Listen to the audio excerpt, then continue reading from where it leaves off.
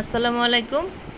নতুন একটা রেসিপিতে সবাইকে ওয়েলকাম করছি। আজকে আমি চিকেন রোস্টের একটা রেসিপি শেয়ার করব। আপনাদের ভালো লাগবে আশা করি।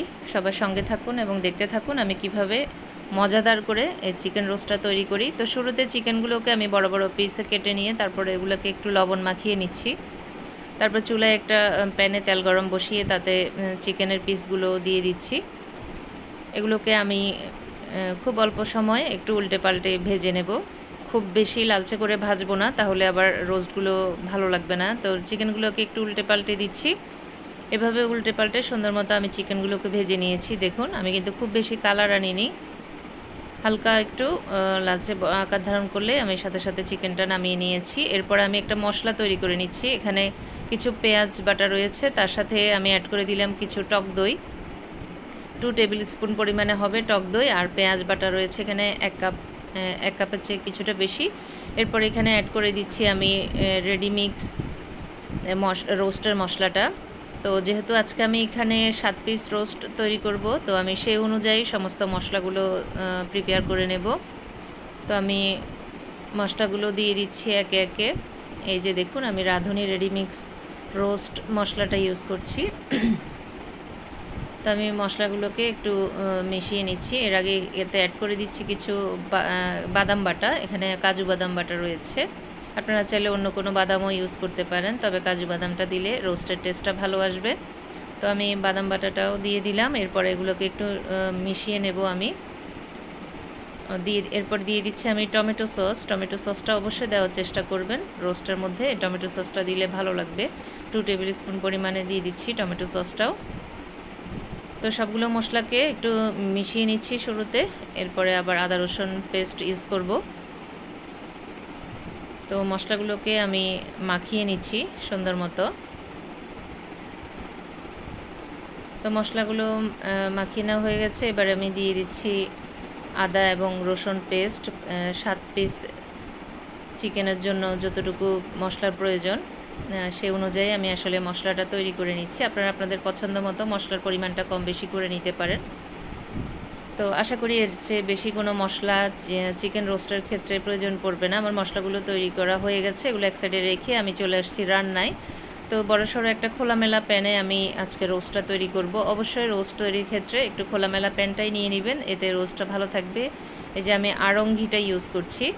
আমি পরিমাণ মতো তেল দিয়ে দিলাম, এখানে হাফ কাপ পরিমাণে তেল রয়েছে, তার সাথে আমি 3 টিস্পুন পরিমাণে ঘি অ্যাড করে দিলাম।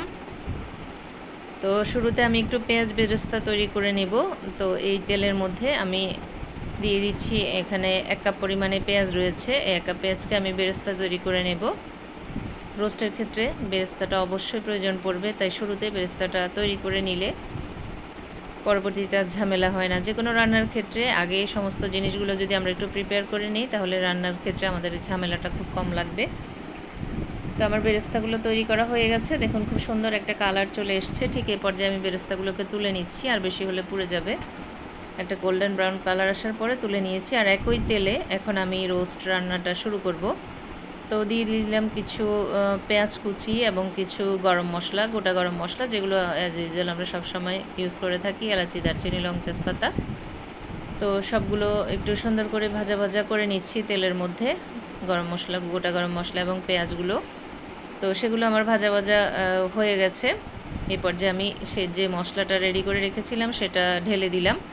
এখন এই মশলাগুলো একটু ভেজে নিচ্ছি তেলের মধ্যে। মশলার কাঁচা গন্ধটা দূর হওয়া পর্যন্ত মশলাগুলোকে আমি খুব সুন্দর করে ভেজে নিচ্ছি, যতক্ষণ পর্যন্ত না মশলার ভেতর থেকে তেলটা ছেড়ে আসে ততক্ষণ পর্যন্ত মশলাটাকে অনবরত নাড়াচাড়া করে করে ভেজে নিতে হবে। তো মশলাটা দেখুন আমার ভাজা হয়ে গেছে, কিন্তু তেলটা ছেড়ে দিয়েছে।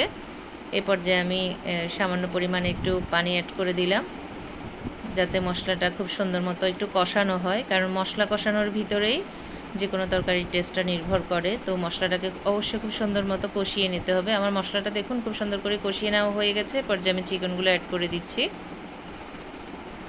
খুব বেশি কিন্তু পানি দেওয়া যাবে না, দেখে নিশ্চয়ই বুঝতে পারছেন আমি কতটুকু পানি ইউজ করেছি। তো আমি এখন একটা ঢাকনি দিয়ে ঢেকে কিছুটা সময় এগুলোকে কষিয়ে নেব। তার আগে গোটা কাঁচামরিচ দিয়ে দিলাম কয়েকটা। তো আমার চিকেনগুলো কষানো হচ্ছে। তারপর আমি একটু ঢাকনিটা তুলে নাড়াচাড়া করে দেব। তার আগে দিয়ে দিচ্ছি 1 কাপ পরিমাণে দুধ। দুধটা অবশ্যই দিতে হবে রোস্ট তৈরির ক্ষেত্রে। দুধটা দিলে রোস্টের টেস্টটা ভালো আসবে। তো দুধটা দেওয়ার পরে আবারও আমি চিকেনগুলোকে একটু নাড়াচাড়া করে দিচ্ছি। যেহেতু রোস্টের চিকেনগুলোর পিস একটু বড়ই হয়ে থাকে, তাই এগুলোকে কিছুক্ষণ পর পর একটু নাড়াচাড়া করে দিতে হবে অবশ্যই। তা না হলে চিকেনটা পারফেক্টভাবে কুক হবে না এবং রোস্টটাও খেতে ভালো লাগবে না। তো আমি একটু উল্টে পাল্টে দিচ্ছিলাম। তারপরে আবারও ঢাকনি দিয়ে ঢেকে আবারও কিছুটা সময় আমি রান্না করে নিচ্ছি। দেখুন আমার রোস্টের কালারটা কতটা সুন্দর আসছে। এই পর্যায়ে আমি একটু চিনি অ্যাড করে দিলাম 1/2 টিস্পুন পরিমাণে।